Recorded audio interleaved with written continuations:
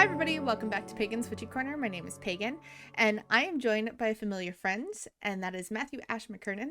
Ash, welcome back to the show. And for those who had listened to the previous episode or who may have not listened to it, Ash is the author of Wyrdcraft.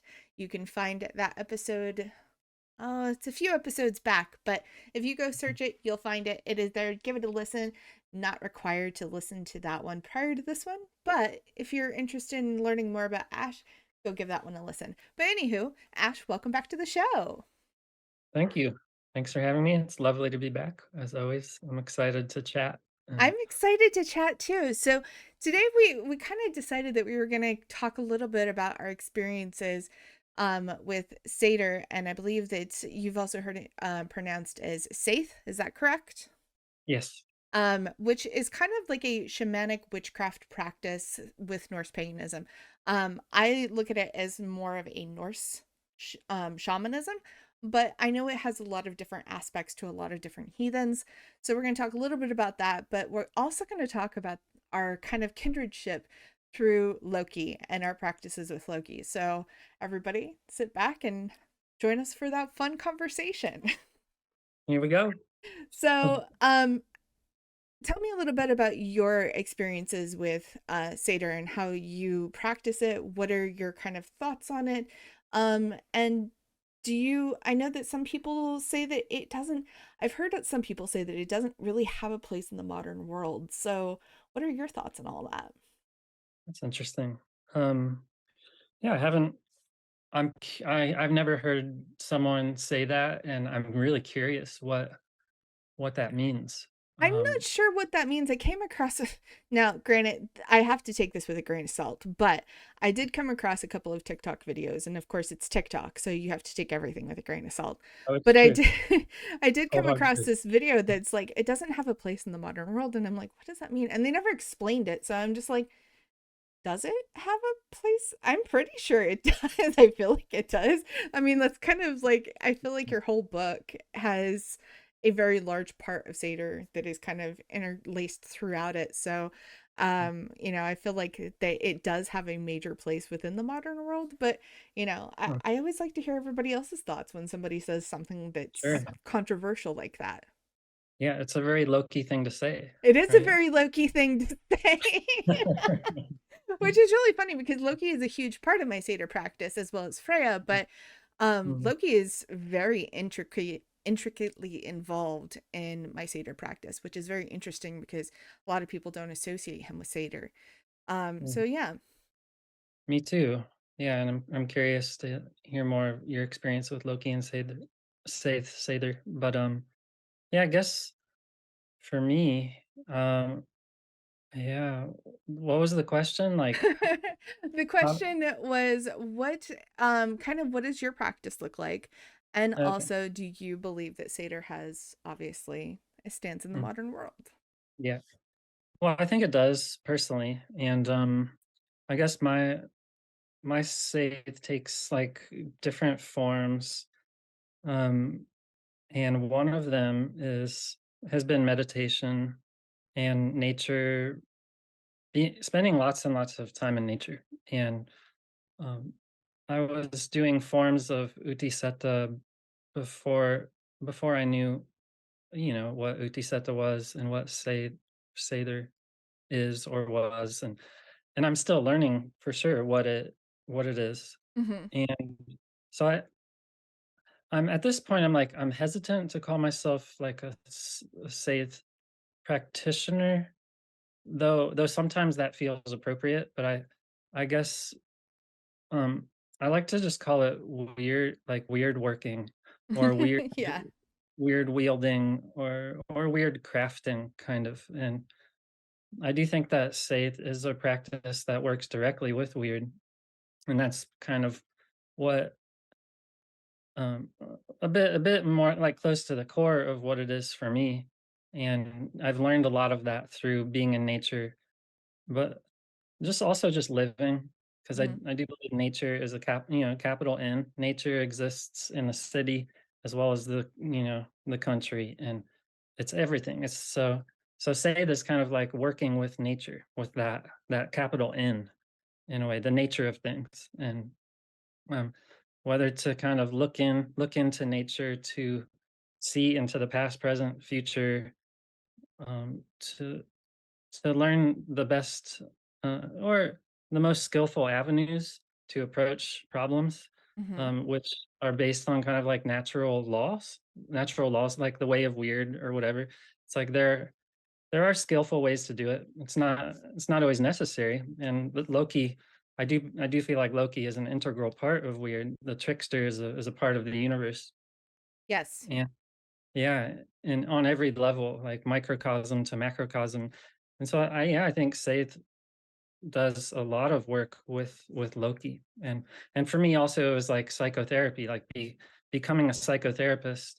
I've and just my magical path in general and my life path. I've Loki has been around for a long time, and Loki and Saith has always been interwoven in a sense because of the depth exploration is a very weird exploration, and our minds are where kind of, I don't know, trance, the trance Yes. state of faith and stuff.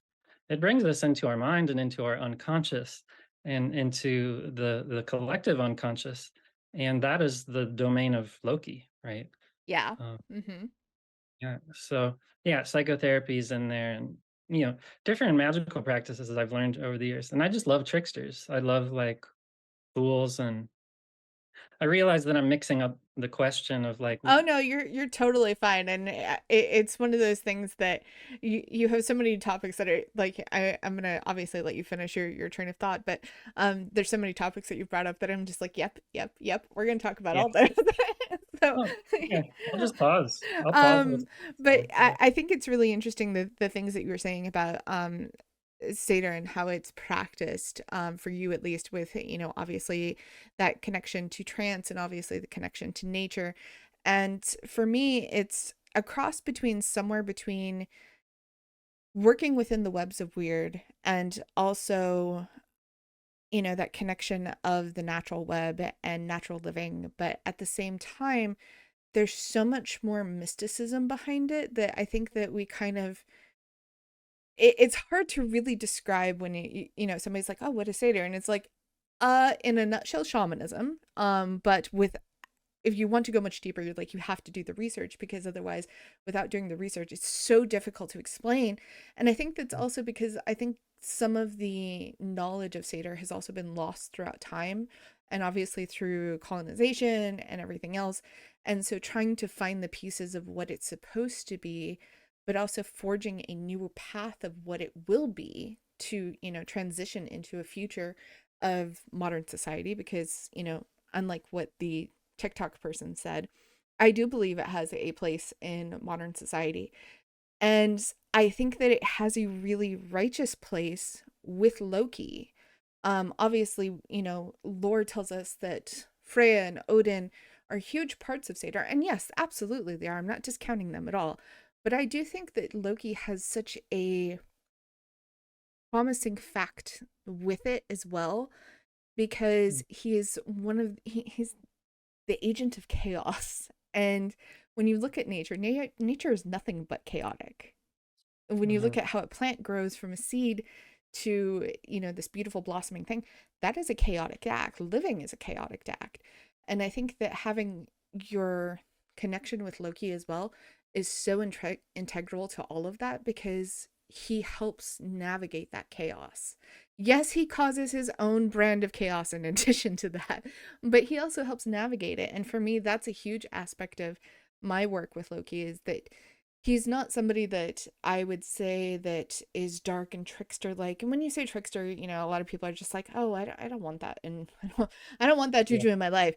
But for me, he comes in and he manages the chaos of my life and helps me navigate it in a way that is manageable and understanding. And for me to go, okay, I'm not doing well today. My MS is not behaving.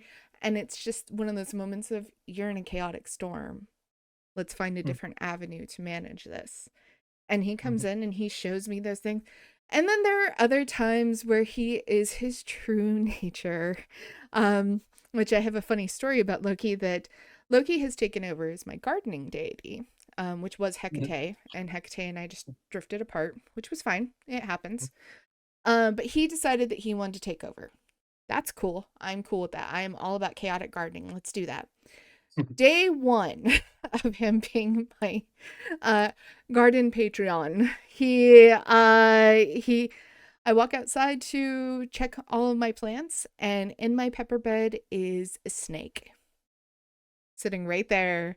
I scream. The snake jumps about 6 inches in the air, terrified because I'm screaming, and it immediately buries itself into my bed. And I'm calling for my husband. My husband comes running out, and he had just woken up, so he wasn't dressed or anything, had no pants on or shoes, in his boxers, just for everyone listening. But um All he come, natural. yes, not all natural. And so he comes out and he's like, "Are you dead?" And I was like, "No, there was a snake." And he goes, "What kind of snake? We have poisonous ones." And I said, "It was a chicken snake. It's fine. It's not poisonous, but it still scared the crap out of me." Yeah. And I swear I could hear Loki just cackling in my brain, like, "Hi, that was me." Yeah. And it was It's just such a chaotic moment, but it was one of those moments where I will look back at this and forever be like, well, that was a fun, memorable day. Let's not repeat that. So cross your I, fingers. yeah, cross my Cross your finger. I fingers. haven't seen the snake since. So I think I scared the snake to the point that it's like, this lady's nuts. I'm moving out. Maybe give some extra offerings, to Loki on the altar and keep that snake away. But you never know. Loki may Loki enjoy those has a offerings. tendency to And send me snakes. yeah, well, He that's has sent me him, three right? snakes in my house in His child. the 12 years that I've lived here. And or, I'm sorry, 15 years. I don't know why I said 12. 15 years. And he has sent me three, and they've all been within the last like 4 years. And I'm just Mm, like, dude, no, can we not? And then, of course, I tell him, I'm like, no more snakes. And one of the snakes that came into my house had recently shed. And I walk outside the next day, and the snake skin is literally right next to the side of my house, like perfectly mhm. formed. Like, can still see every like scale, the whole 9 yards, perfectly formed. We never find them like that perfect. And Yeah. I'm just like, oh, well, I'm gonna take this and put it in a jar, and if I need it, it's now a witchcraft gift from Loki, I Yeah. guess. And it's like, here you go, here's your snake. And I'm like, thanks, but did you have to send it into my house? And it's like, well, would I have gone looking for the snake skin had the snake not come in my house, though? That's the question. So it's just one of those really chaotic moments that I'm very used to with Loki after so many years of working with him. But he also, if I need him to help with Seidr work and help with that, um, trance work, he can help me with some of the deepest trances that I've ever gone on. And I don't know if it's just tapping into his chaos or what, but literally, if I ask Loki, I'm like, hey, I need to do some trance work. Can you give me some aid? And just, it will go so deep. And then by the time I get out, I'm just like, whoa, that was Yeah. intense. I'm just picturing Loki turning into a salmon and swimming into the depths and you you riding the salmon downward. That Loki's the would be shapeshifter, very right? interesting. Yeah, that would be very interesting. He doesn't often do fish for me, but I do get a lot of spiders, snakes, Mm, and yeah. wolves. Wolves are a big thing with him. Mhm. Yeah. So Yes. My question or one kind of Loki kind of question would be what does the snake symbolize in your life? the snake for me is somewhere between constantly evolving because, snakes are constantly shedding their skin. And for me, because with having a disease like multiple sclerosis, you never know what to expect day to day. Like literally, you could have a perfect day, minimal pain, minimal symptoms, where you feel as close to normal as one could say. And then the next day, you may not be able to walk, you may not be able to see, you may not be able to do anything. Everything may hurt. And those are kind of those days when I almost want to akin those to the snake shedding its skin, because that is a very painful movement for a snake. It's something to where they can temporarily lose their eyesight. Everything hurts. They don't want to move. Sometimes it hurts for them to eat. And it's kind of in that regard that I see the snake when it goes through those moments that, yeah, each one of my flares suck. And it's not even so much the MS side of things. It's maybe whatever I'm going through life. Maybe I'm going through some struggle. Maybe I'm transitioning into a new aspect of my life with as far as work goes or family life or transitioning in and out of a friend group or something like that. Whatever it may be that it, is causing me some turmoil, Mm, is kind of one of those shedding skin moments, and I don't know what it's going to look like when I get done. um and obviously, you kind of hope that you're going to come out of it unscathed, essentially. mhm, But at the end of it, you come out and then you kind of look back at whatever your figurative skin was, and it's like, I didn't need that. I'm okay. I came out stronger, whatever it was on the other side. mhm. And, obviously with, going back to the MS thing, it's not always coming out stronger on the other side. It's, I didn't let it win today. And so that's one of those kind of things where I even I don't like snakes at all. Like, they freak me out. But I have snakes all over my altar for Loki. And I am drawn to snake artwork for Loki. And as soon as I see, something that kind of speaks to me, it's just like that has snake artwork or iconography on it. I'm just like, you'd like that. It's got a little bit of sparkle and it's got a little flair and it's got that snake in it that you identify with. And I also kind of associate the snake with a little bit of a trickster, because some snakes, you don't really know their intentions. They may not be venomous, but you still may get bit. Or in my case, they may just be minding their own business and get scared to death by a woman screaming at them. This So, yeah, the serpent it was the serpent in the Garden of Eden, right? It's like the yeah, liar, the yeah, deceiver, or the awakener, it was right? the awake. Kind of making the parallel from Loki to Lucifer, and the serpent in the Garden of Eden. I, as somebody who also comes from a Christian background, I Mhm. am somebody who does not see him as the deceiver. I see him as somebody who brings the truth in a form that may look deceitful. Because I think that the truth can look deceitful, but in the end, it's actually the truth that's, the truth isn't Yeah, always pretty. the exactly. Yeah, I was thinking that earlier, that Loki is truth, Mm-hmm. and it's whatever that truth is. It's just like as is. This is the reality of things, and um, I do think that Loki can be the deceiver sometimes, I think he and can too, yeah. in the sense that we all have our own unconscious, and we all can get in our own way of our own happiness and Mm-hmm. well-being. Like, we all have our own inner trickster, and the more we bring awareness to our unconscious and to like these patterns and our do shadow work and all that stuff, the more light there is, Lucifer there, it's like, and then Loki becomes the revealer through Yeah. our awareness. But when we are unaware, when we're unconscious, then Loki will still do Loki's thing and will cause these problems. And what happens, I think, is that we we project that onto others. We say, "Oh, it wasn't me, it was them, and they Mm-hmm. are why this happened." Because, if we don't see it within ourselves, if we don't see the trickster within ourselves, we will project it onto others and call it Satan, or weird, Mm-hmm. or not right or taboo or, you know, Sometimes even hexing. Like, some people think yeah, that they're being hexed or cursed or whatever.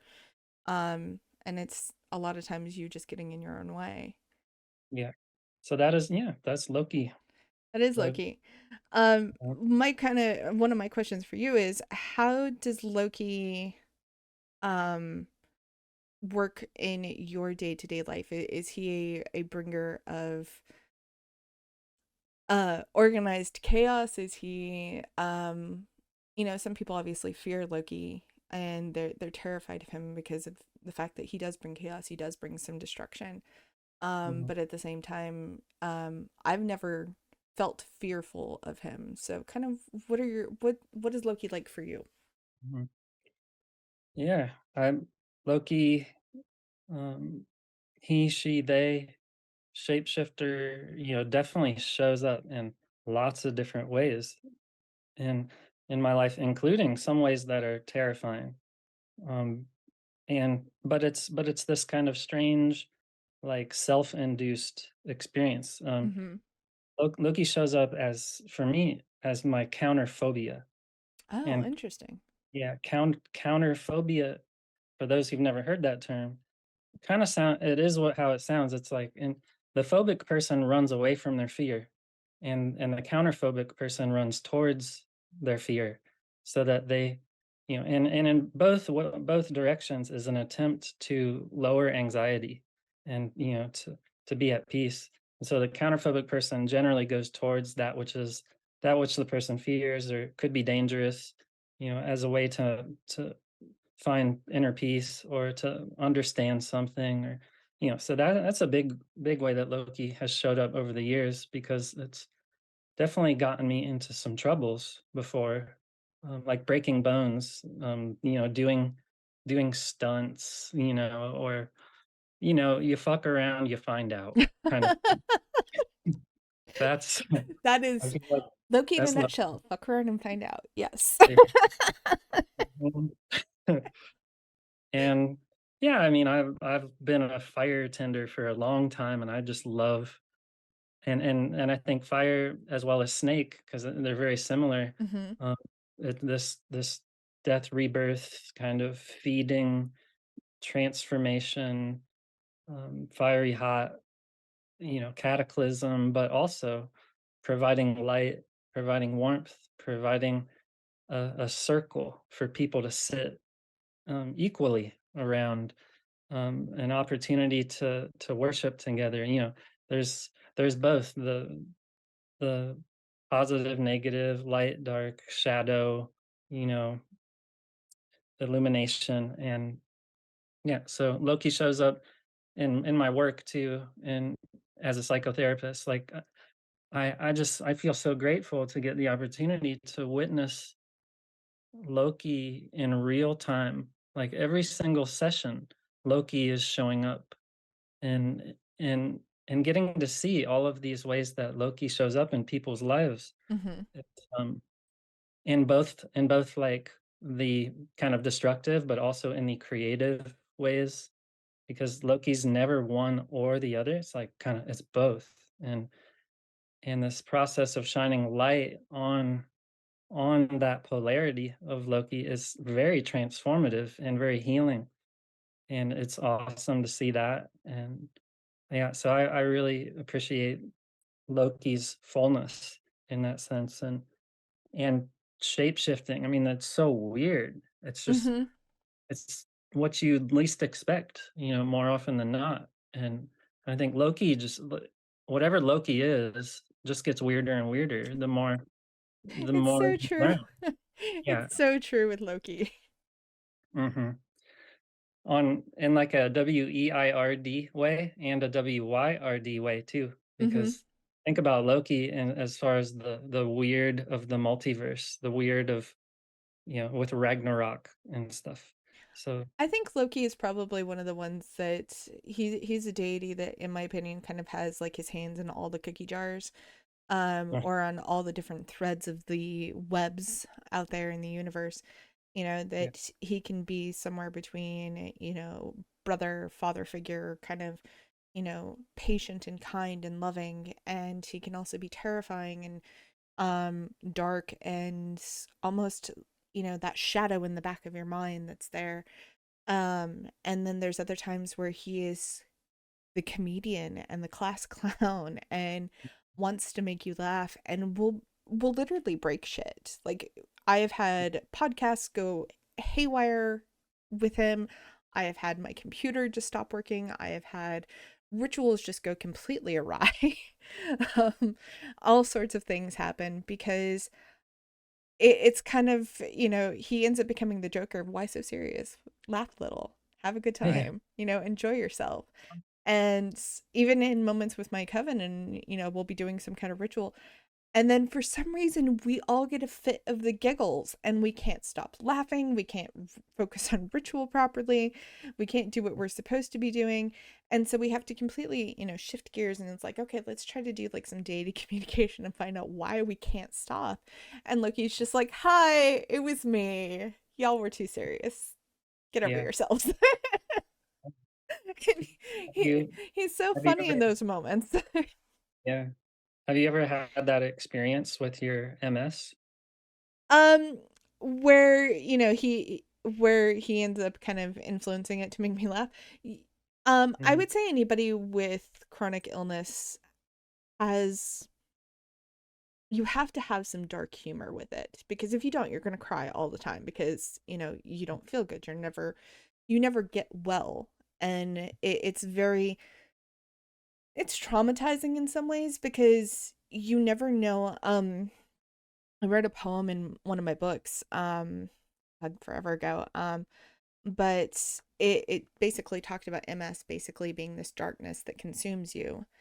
And that's essentially the equivalency of what MS is. It consumes parts of you that you may or may not get back. You don't know if it's going to stay. You don't know if it's going to retreat. And you don't know what it's going to consume next. And so in those kind of moments, especially if you're having a flare, or even a relapse, you sometimes you get a little dark and you just kind of laugh things off. And to a normal person, they would probably just be like, are you good? Like, are you okay? And it's like, if I don't laugh about this, I will Weird. cry Yeah. uncontrollably.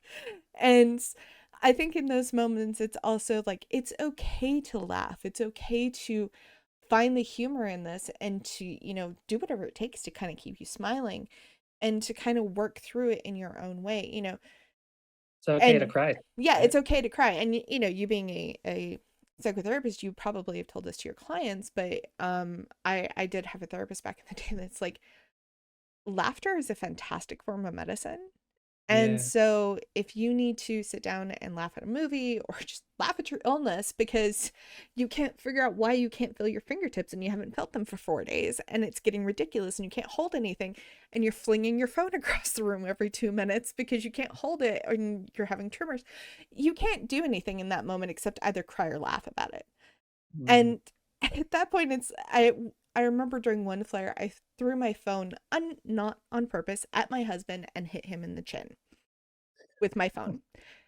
And he just kind of was like, I apologize okay, to him for laughing. what did I do? And I was like, you didn't do it. It was the MS that did it. And we both laughed. And I think I laughed for probably a good 5 minutes, and I was, crying with laughter. But I'm just like, I'm sorry. Apparently, I just have the dropsies today and I can't hold shit. And he's Mhm. like, it's okay. He's like, at least it wasn't a butcher knife. And we have to laugh Yeah. about it, because in those moments, that's all you can do. And I think that Loki's a big part of that, especially in those moments where, yeah, I really do want to cry and I really would like to just be in my head and be sad about it. But after a while, that's not a healthy place to be. And Loki's like, nope, we're going to laugh at something ridiculous your body's about to do. And I don't know if he influences my body to do that, or if it's the MS that's actually doing it, but it's just one of those moments. It's like, this is so stupid and ridiculous that my body is capable of, doing this to me. And you Yeah. laugh, and it's such a cathartic moment, and when that happens, and I'm thankful for every one of those moments when that does. And then in the moments where I am stuck in my head, Loki kind of does this opposite. Instead of making me laugh, he just kind of is there, and is like, you can just feel his presence. Mm. And he's just kind of like, you can cry. Do you want to laugh? Do you just want somebody to be here? And it is hard when you're chronically ill to be alone in your head. Mhm. And so when he does those moments where he just kind of shows up, it's really kind of nice to be like, right, I'm not alone. I'm not facing this alone. Mhm. And sorry for everyone who's listening. Normally I don't get this in depth about my MS, but I feel like it's important in I this moment. asked. Yeah. No, it's okay. But at the same time, I think that him being there, and it just shows the multifaceted sides of Loki that I don't think he gets enough credit for. I think he's constantly forever being, kind of made into a little bit of a villain, where he's supposed to be this dark trickster that just causes chaos all the time. And Yeah. for me, I think that there's a lot of times where he shows up just because I don't want to be alone and I need to work through with it, whatever I'm working through. And then there's other times where I will be like, I have to write this blog article or I have to write this review, and the words will not come out of my fingertips. I'm drawing blanks and I'm like, Loki, you are great with words. Could you give me some words, please? Mm. And in 10 minutes, I have the entire post or article or whatever it is that I'm doing done. And it's like, what did I just write? Is it coherent? Like, did I actually write this? And it will be beautifully written. And I'm like, thank you. I'll go give Yeah. you some hot tamales on your altar here. So, Yeah. but yeah, he's such a multifaceted deity, and all deities are. And I think that whatever deity that you are working with, um, obviously I work with Loki a lot more with my Seidr, but I also work with Freya. And Freya, I'm still getting to know. She's a newer addition. I've only been working with her probably about 6 months to a year, and Mm-hmm. so I'm still getting to know her. Whereas Loki, I've been working with. Honestly, I don't know when Loki appeared in my life. It Mm-hmm. was like I woke up one day and Just, he had always been there, and it's just like, oh, I've been working with Loki this whole time, and it was such a strange thing. And I always try to think back. I'm like, when did we start working? When did I make that conscious decision to, like, work with you?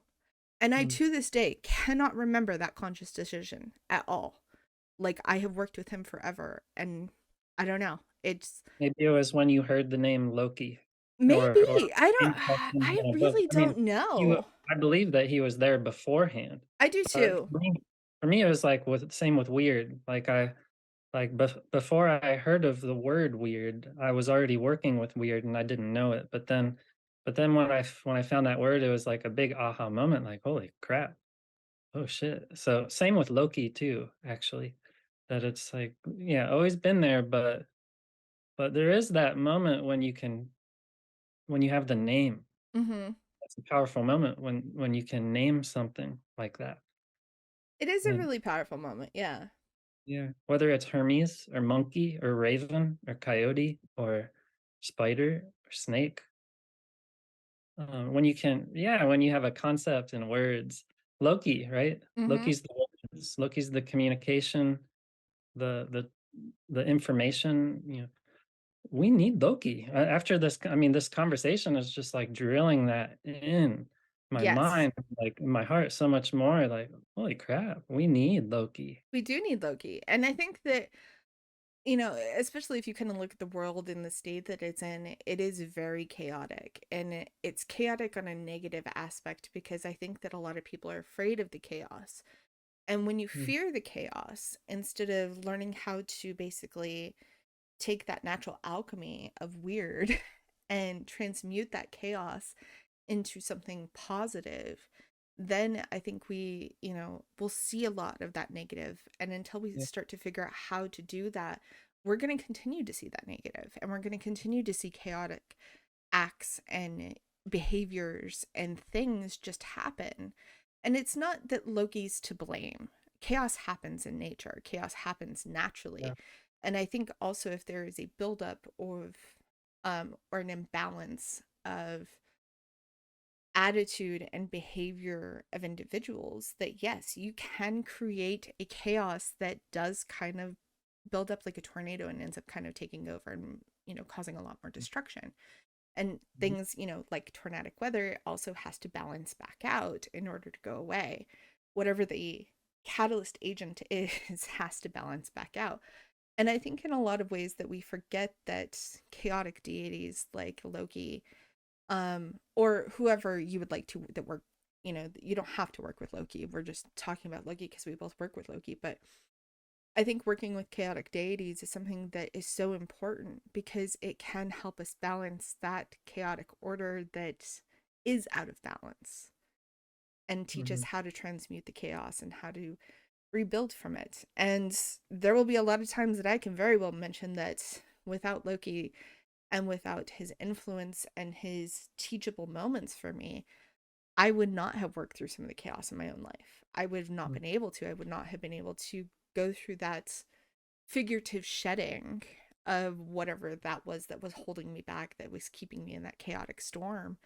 And then once I figured it out and was able to move through it and realize that actually wasn't as horrible as I was expecting it to be. Like, it felt horrible in the moment, but at the end of the time afterwards, it was like I actually did have the power to overcome that, and I just needed to be shown kind of a direction. And that's what Loki does a lot of times, is he's just like, turn your head this way, there's the path, walk that way, you'll be fine. Instead of seeing the dark scary forest in front of me, or the storm, or whatever analogy that you like to go through. But I think that um kind of embracing the chaos and learning how to work with it is such a valid skill that is so necessary in such a chaotic world. Yeah. And Loki teaches us how to do that Yes. by, like you're saying, by revealing the truth, like revealing the light and the dark, the wounds and the process of healing, the pain, the suffering, as well as the joy and laughter. And yeah, the more aware, like you said something like we need to figure out how to do this, Mm-hmm. as like collective. And I think there are a lot of people doing it, and I think it's pretty, to me, it's very basic in a sense, or very simple. And it kind of, well, it's very complex but very simple, which is very Lokian, but it's very paradoxical. But it's just having awareness, like Yes.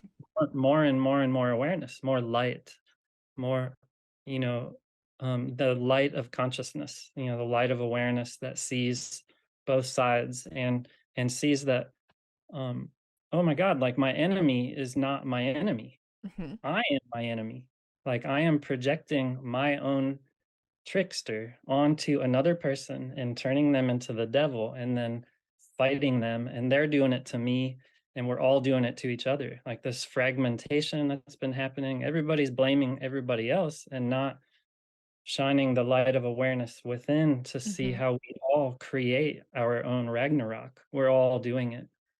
And of course some are more, like, quote unquote aware, and trying to heal, and trying to become more whole and understanding and empathic and loving.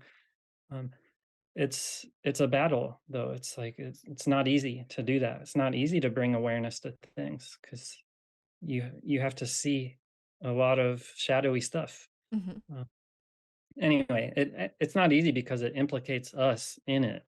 It's like, oh shit, like I'm a part of it.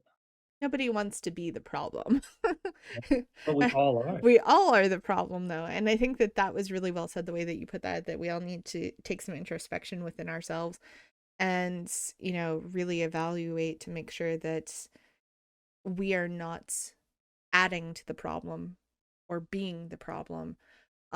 Instead, we're actually helping to not only heal ourselves, but to also help fix the problem, whatever it may be. And I think that that's a realization that we desperately need right now in this world. And it's so well said. So well said. Thanks. Well, I wrote about it in Weirdcraft. Yes, you did. Yeah. And so now I believe that we spoke about this last time, but for those who haven't listened to the other episode, do you have any new books on the horizon, new projects, classes, workshops? What's going on in your life? Actually, yeah. I'm doing a workshop at Starwood Festival, which is in Southeast Ohio.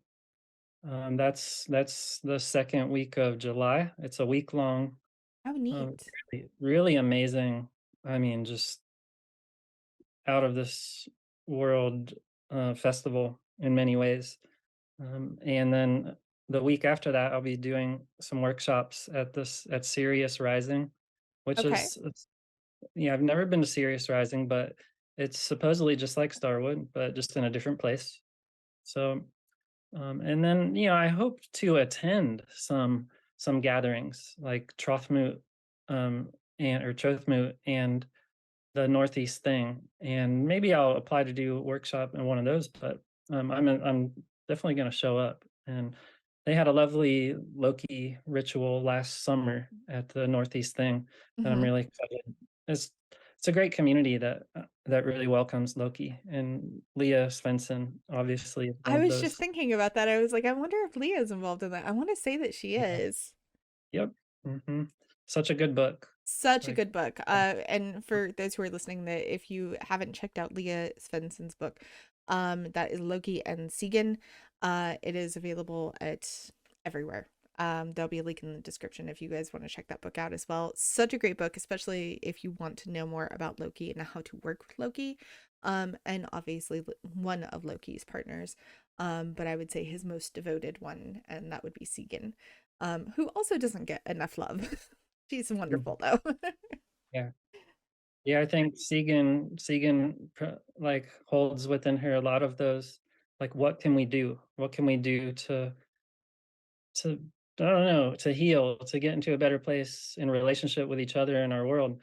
S- Sigyn teaches a lot of that She too. does. And Yeah. she is a somebody that is a problem solver. She is somebody that also wants to help heal, just like you were saying. And Yeah. that speaks true from her mythology, and her relationship with Loki and saving him from some of his antics that he's done. And the myths are obviously all beautiful and wonderful. In Leah's book, obviously, she does give a more modern take to some of the myths, which are hilarious and wonderful to read. So I highly recommend them. Um, but yeah, Sigyn is one that I also work with her in conjunction with Loki, because I kind of feel like her and Loki come as a set. Mhm. And she is a completely different energy from Loki in like the best way. She's so loving and kind, and but she's also very, her energy comes across as very soft spoken. Whereas Loki is very loud and boisterous, and um he has big energy. She has much smaller energy. And Opposites attract. yeah, they opposites attract, and so they complement each other so well. But she's just so wonderful, especially if you are trying to do some shadow work, and it's uncomfortable for you. I often, during the dark shadow work that I really, that I don't like to touch, that I don't want to do, that obviously needs to be done and needs to be worked through. She is one that will, kind of walk with me and, be there and make sure that, I'm doing okay, that I'm, handling things okay. Whereas Loki sometimes will be like, I'm going to toss you in the deep end of the pool. Yep. Not a And son to son. she will be there with the towel when I get out and I'm coughing and, crying and being like, why were you so mean to me? And he's like, I wasn't mean. You had to go through it. I'm sorry. She's just like, we could have eased her in. It's okay. Yeah. It's such a wonderful opposite energy, and she's such a wonderful deity to work with as well. So, but yeah, for me, they come as a set, but she's just wonderful. So, Mm. Yep. Well said. yeah. Um, Another thing I'll mention too, just is that well, I'm curious about if you work with Loki and Sigyn, does that mean do you also work with Hel? I do. Your here? Yeah. I And work with Hell. I don't work with any of the like Fenrir or I'm gonna butcher his name, Jorgmunder. I don't work with them. I'm not opposed to either of them. But they've never kind of reached out to me to be like, hey, let's work together. yeah, Um, but I think, but Hell, well, definitely, Hell strength. is wonderful to work with as well. Um she's actually a really great healing deity. I use her a Mm, lot in like shamanic healing work. She's fantastic for that. Because she sees both sides. She sees life and death, and she sees, the deadly part of whatever the problem is, or the darkness that has to be removed, whatever that may be. And then the other side of her is also the living side, and it's, what can be healed and what can be put back in to be fixed, to fix the problem.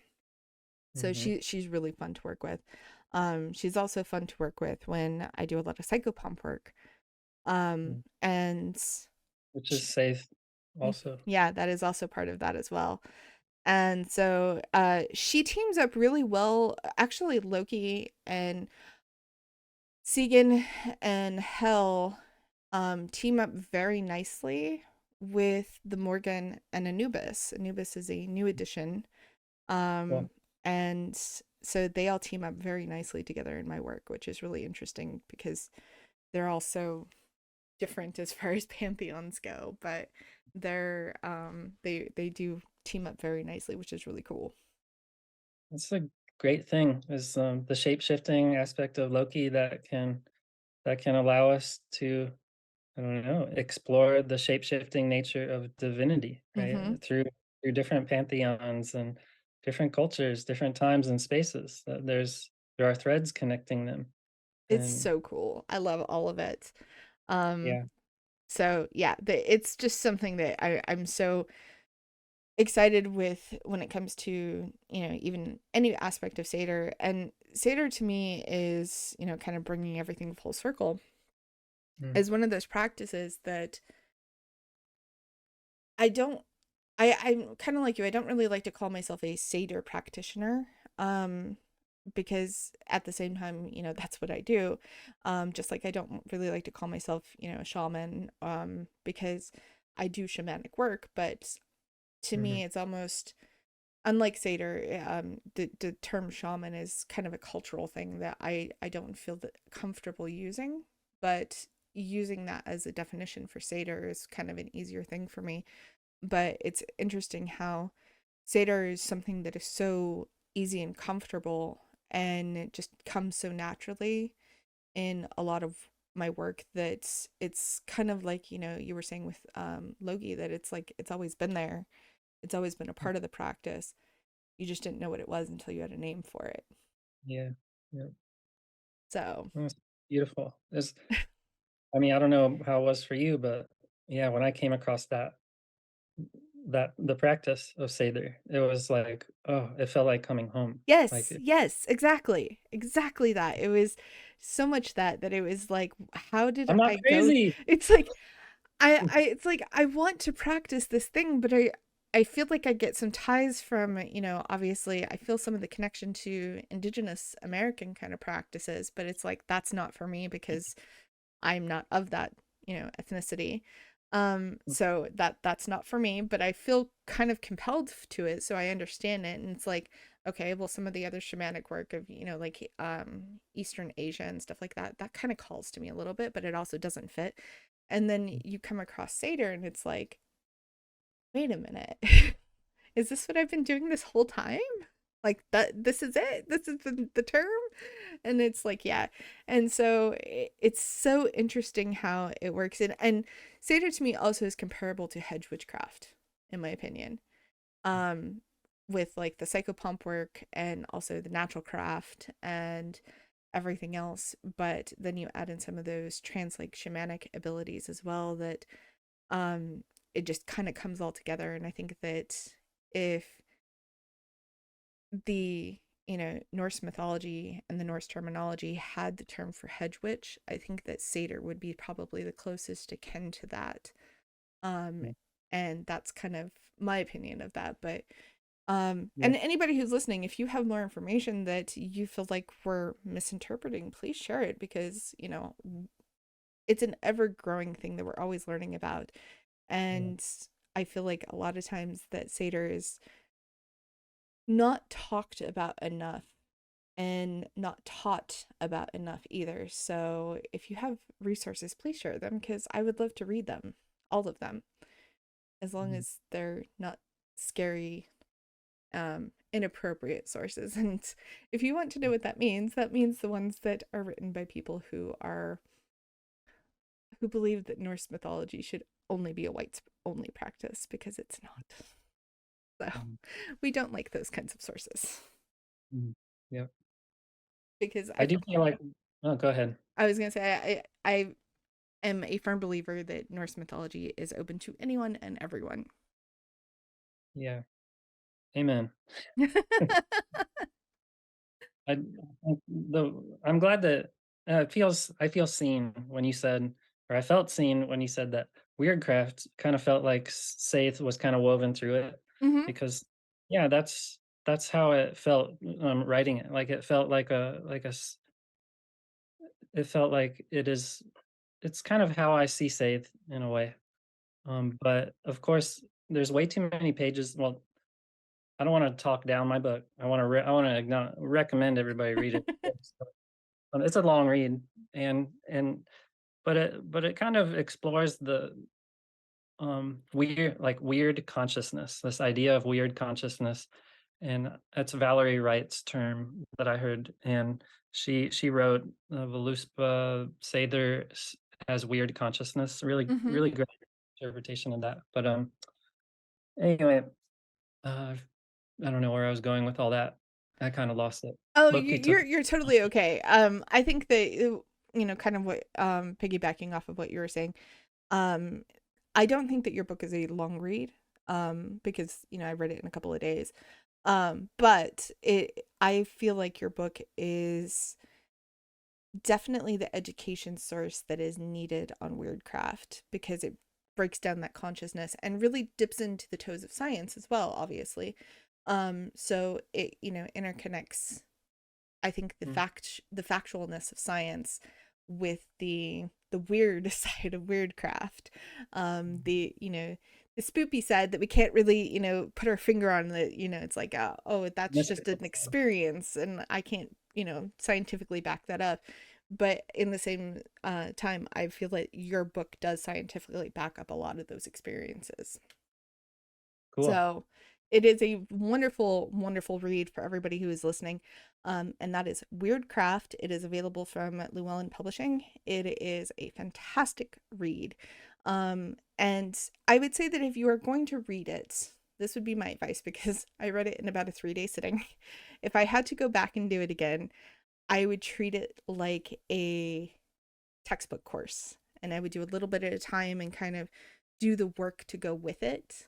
Mhm. Um, and that's how I would read it, and that's how I recommend it. It is a fantastic read. It has so much great knowledge in it, but if you do try to read it all in one sitting, you might melt your brain just a little bit because there's so much information that is so valuable to the practice of Weirdcraft. Every aspect in the book is valuable, but I say work through it slowly. That's my advice. That's good advice, and it inspires me to think about creating like a group. You should. I think you should do like a group with it and like a class or something like that with it. That would be really interesting to kind of slowly break down and do the practices and help people really get in touch with their weird, Yeah. which would be super cool. Yeah.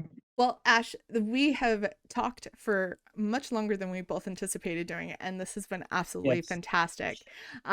You will have to come back by and we'll have to do it again, obviously. And anybody who is listening, please check out Ash's book. Again, that is Weirdcraft. It is available everywhere. If you are unable to afford a copy, please check your local library. They may or may not have a copy. If they don't, they can request a copy. If they still cannot request a copy, they will purchase a copy. So support your local libraries and read the book. It's fantastic. And Ash, this has been wonderful. And I'm so happy that we got to do this. Thank you. Yeah, thank you so much for having me on again, and it was wonderful. I'm gonna be buzzing the rest of the I know, evening. right?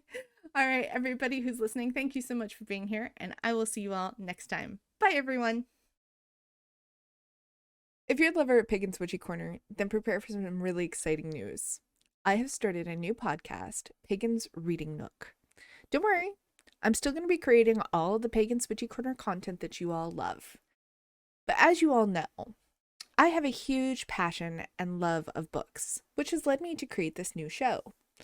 On Pagan's Reading Nook, I will be discussing the books that I'm reading, showcasing brand new titles, and sitting down with some amazing authors to talk about the worlds and the characters they've created. I will also be discussing new releases, fan favorites, and classic tales that have enchanted us throughout time. So, if you are a fan of this show, make sure you head over there and subscribe, and grab your favorite beverage, and join me as we dive into harrowing tales, seductive romances, and thrilling adventures in the fiction world.